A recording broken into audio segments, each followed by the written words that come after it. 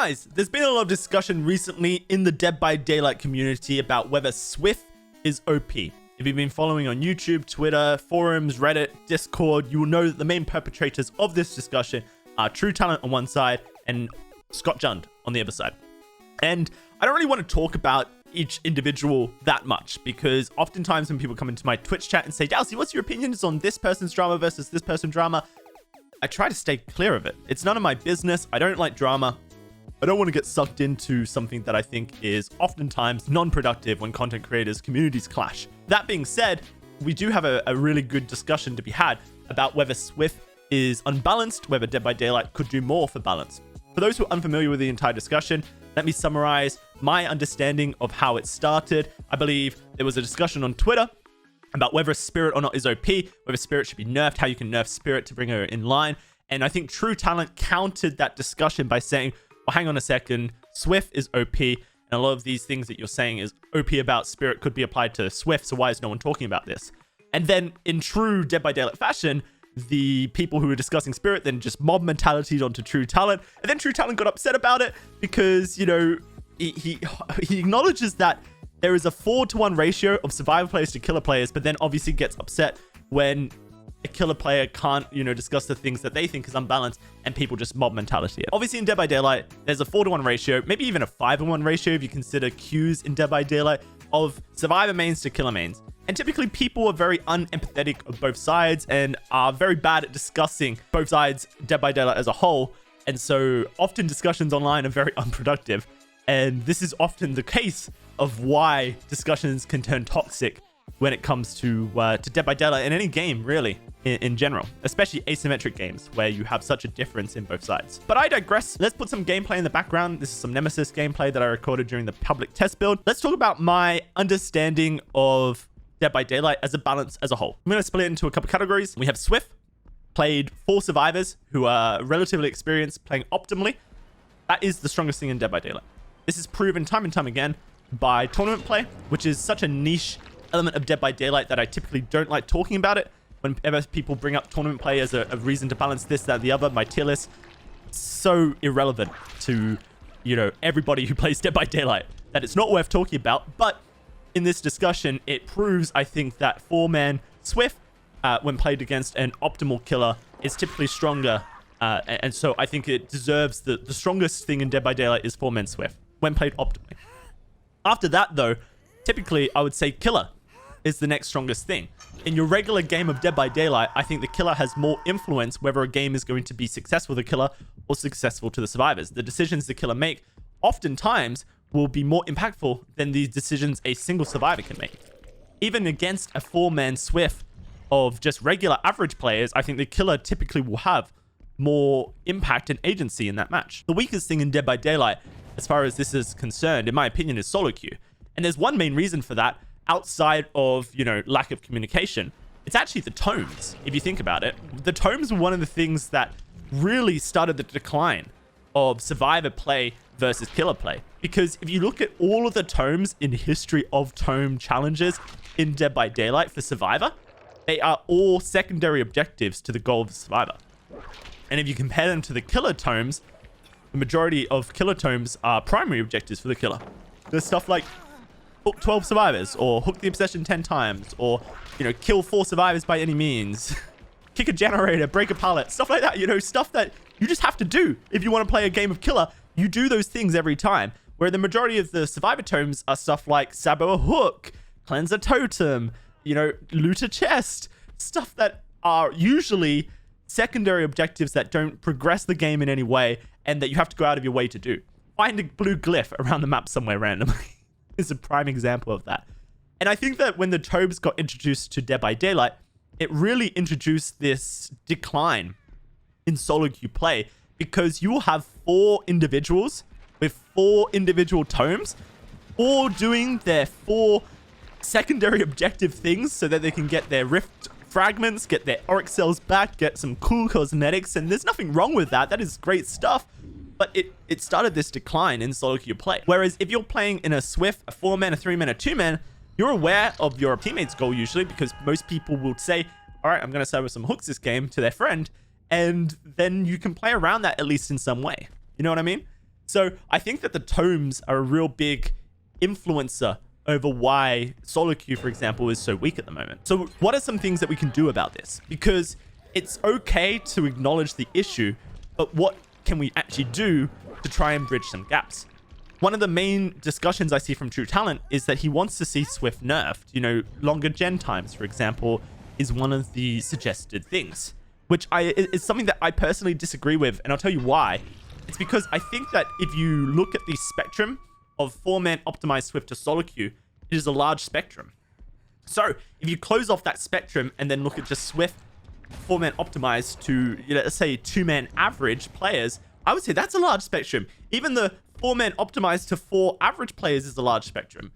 You don't oftentimes get 4 survivors who are playing in a Swift that are out there to just do 5 gens as quickly as possible and get out. That is a small minority of players in Dead by Daylight. Usually what happens in a 4-man Swift is you get 4 people who are having a chill time, playing some games after a hard day of work. Maybe they've popped a couple of beers and they're slightly drunk and tipsy and they're just fucking about. Most 4-man Swifts are just there to have fun. As Dead by Daylight typically has a casual gamer base. It's not a game that has established itself in a competitive genre. It's typically played by people who are just trying to unwind and mess around. And so that spectrum of 4-man optimized to 4-man just having some fun on a Friday night is really large. And I think that you can't really punish everybody in that spectrum for just queuing up as a 4-man because it hurts the overall health of the game. So what we should do is try and close the spectrum. And the best way to close the spectrum is to bring the bottom up.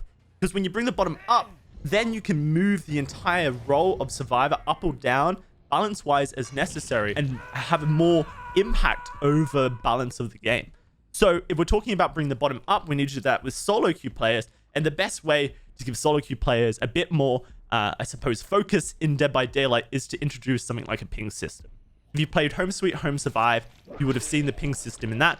A lot of people play Identity 5. You know the ping system in that. If you've played that game, is really good as well. These pings are stuff like generator here, killer here, totem here, hex here. I'm going for the rescue. I'm in chase. Just random things that you can press really quickly by doing a hotkey or, you know, using your D-pad on a controller so that you can quickly communicate to your teammates what you're doing. And that gives everybody in the game that little bit of information that allows everybody to be a bit more optimal. Now, I know killer mains are saying, you want to optimize survivor play? DOWSEY, that's really bad for us. Think of it this way. Yes, initially that is a bad thing for most killer players. When you optimize survivor play and make it harder to play versus survivors, that is a bad thing for you. But what it does is it closes the spectrum of balance, which then allows behavior to go, all right, well, actually, when SoloQ players are focused and playing well, it's actually a pretty hard game for killer. So now we need to slow down gen speeds as a whole. Now we need to add these secondary objectives or focus on ways to balance the game in the killer's favor. Or if it's fine, you leave it. Like, I'm not saying that the game needs to be rebalanced, but what I'm saying is you close the spectrum and it gives you actually a way to balance the game a little bit more accurately. And I think that that is the major issue with Dead by Daylight, is because it's such a game that has such a casual player base, and then you have veterans of the game who are more optimal, and even if they're not trying to sweat it out, they're going to be better than their average game counterparts. It's really difficult to balance. Dead by Daylight's likely never going to have a ranked mode. There might be MMR in the future, and when MMR releases, we might have better understanding of how we have to balance Dead by Daylight so that Swift, Survivor, and Killer are all relatively balanced in a way that is fair. But that isn't in the game yet, and Behavior haven't shown signs of releasing that yet.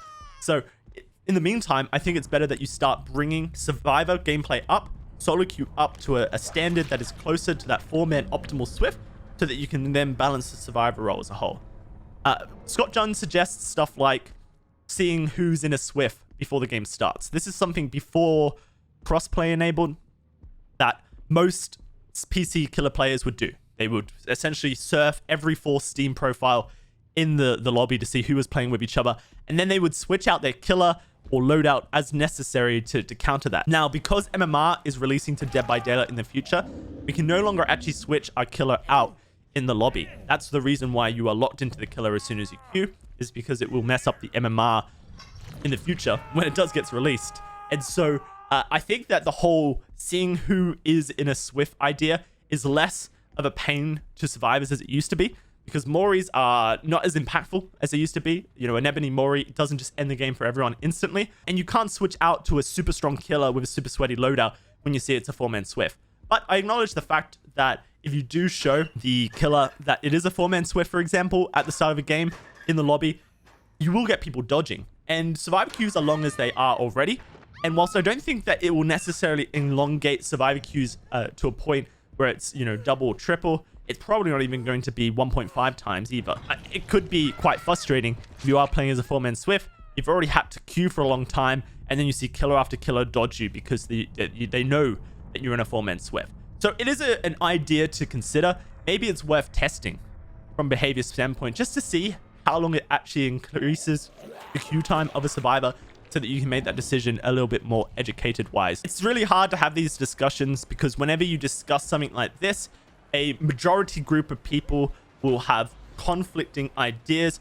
You know, some people in the comment section will be for some of the things I've said. Some people in the comment section will be against some of the things that I said. And if you will look at DOWSEY comments as a whole, you would see that there are conflicting ideas. So it's really difficult to discuss this and really get a grasp of how a community feels about stuff, because oftentimes in discussions like this, it's a 50-50 between opposing ideas. But I do think that for me personally, the best way to address this entire issue is to bring the weaker elements up to a better standard of strength so that you can then balance accordingly when necessary. And to address the entire discussion that just started this off is Spirit OP, for example. I mean, yes, she's one of the strongest killers in Dead by Daylight. And when you play in SoloQ, she is very, very strong and has the most agency out of the majority of the killer roster, especially when you consider the fact that one of the best ways to slow a Spirit down, win chases versus Spirit and counter Spirit, is a lot of resource heavy usage. Lots of pallet drops early,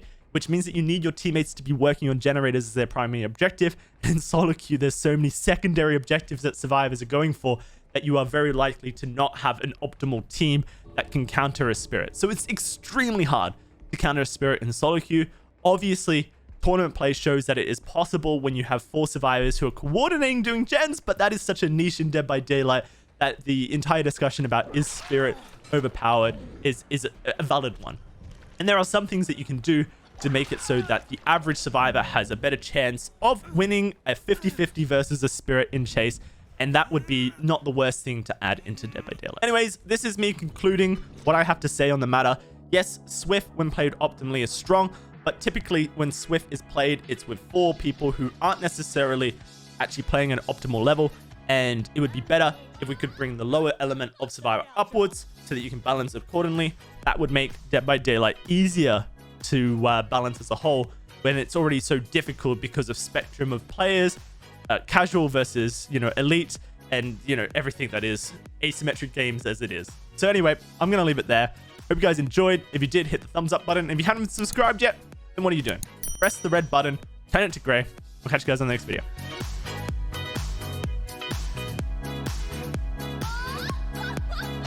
Oh,